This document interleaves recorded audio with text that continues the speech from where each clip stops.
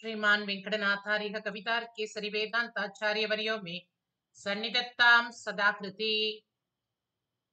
श्री आशुकवि सार्वभौम विल्लूर श्रीनिधि स्वामिகள் அருளிச் செய்ததாகிய श्री घोतास्तवम् कविताजित कल्लोली कन्यका कांतवक्षसे करुणादिगुणाढ्याय कमलानिधये नमः। श्रीमद् वेंकटशेषार्य पदपङ्कज षट्पदः श्री विष्णुचित्ततनया स्तुतिझङ्कार भूषितः।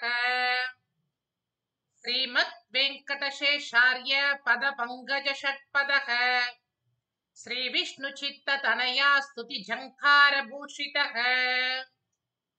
श्रीरङ्गनाथ रतिनाथ समर्पकाणि श्री विष्णुचित्त हृदयामृतवर्षकाणि श्रीतन्विनव्यपुरभाग्य विभोतकाणि त्वद्वीक्षितानि शुभदानि भवन्ति गोदे। सौम्याननाम्बुज षडङ्घ्रि मनोहराणि संफुल्लनीलकमलोधर निन्दकानि सम्पत्कराणि सकलार्थनिवेशनानि त्वद्वीक्षितानि शुभदानि भवन्ति गोते। गोदेति नाम तव ये तु जपन्ति भक्त्रे भक्त्या मुहुर्परमयाम्भ परं विचित्रम् तत्पादपद्मयुगलस्थितधूलयोऽपि गोदा भवन्ति परिचिन्तयतां नराणाम्। रचितधुरितभेते रक्तकौशुम्भपाधे रमणहृदयमोदे रक्षिताशेषवेधे परिहृतनतकेते भव्यकृत्सत्प्रसादे कलुषितकलिबाधे मङ्गलं देहि गोते। मुग्धैर्प्रौढैर्मञ्जुलैरङ्गसङ्घैः स्निग्धापाङ्घैर्कल्पितापाङ्गजालैः श्रीरङ्गेन्दोरन्तरङ्गं विदत्ते हस्ते कृत्वा स्मासु सैषाद्धयार्द्रम्।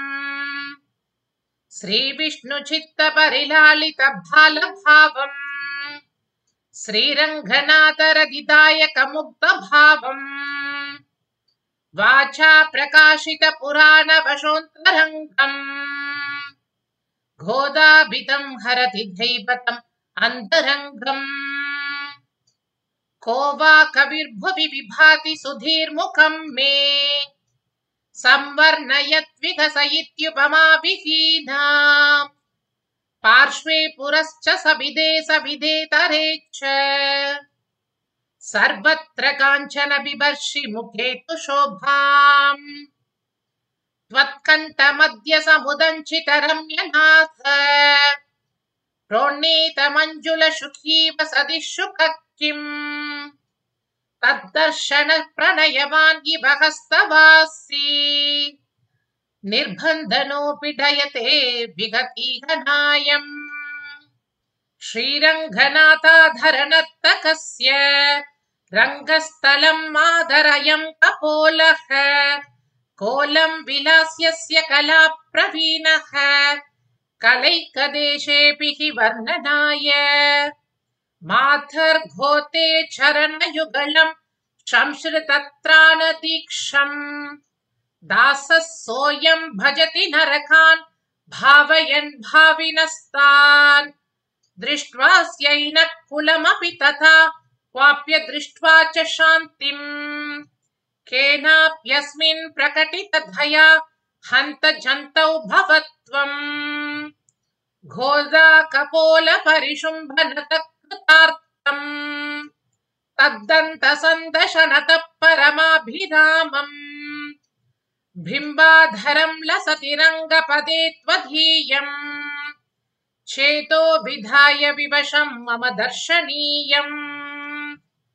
श्रीविष्णुचित्ततनया करवारिजात संस्पर्श सम्पुलकितस्तव यः कपोलः बिम्बाधर प्रबल चेष्टित पाडवस्य तस्यास्पदं मम विभातु सदान्तरङ्गे कान्वा करोति रमणीय भावान् अंगैरथीव मधुरैरिति साभिलाषम् श्रीविष्णुचित्ततनुजातनु तत्तदृष्टेः दृष्टिर्विभावयति साधरमेष दासः भाग्यं पुराणमधुना परिपक्वमेतत् निर्द्वन्द्वघन्तनिलया मम पद्मिनीयम् पार्श्वे सदास्ति रमणीय रूपा गोदेदिदृप्तमहमत्र भजामि घोणम् शतमखमणिनीला शार्ङ्गिनस्तुल्यरूपा शयकृतशुकपोदा शर्वरीकान्तवक्त्रा शमितसकलतापा शादिदा भव्यजाता शरणमुपगतानां शंसधा सौतु घोधा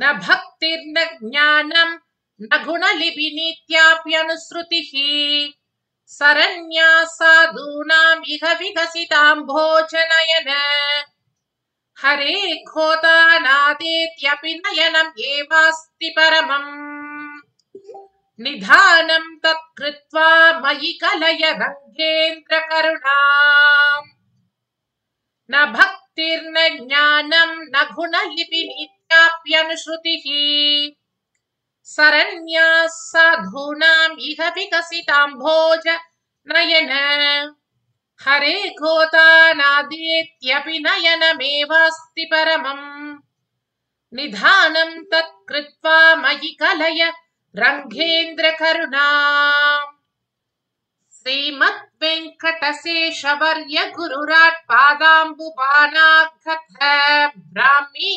नर्तनरङ्गभूतरसना जाग्रत्तुरङ्गाननः कश्चित् श्रीनिधिराघवाभित कविर् काव्यार्थवित्सम्मतः श्रीघोतास्तवम् आतथान कुतुकी तत्पादविन्यस्तधीः श्रीमद्वेङ्कटशेषवर्य गुरुराट् पादाम्बुपानाघ्रथ ब्राह्मी नर्तनरङ्गभूतरसना जाग्रत्तुरङ्गाननः कश्चित् श्रीनिधिराघवाभित कविर् काव्यार्थवित्सम्मतः श्रीघोतास्तवम् आतथान कुतुकी तत्पादविन्यस्ततीः इति श्रीघोतस्तव समाप्तः। कवितार्किकसिंहाय कल्याणगुणशालिने श्रीमते वेङ्कटेशाय वेदान्तगुरवे नमः। श्रीमते निगमान्तमहादेशिकाय नमः।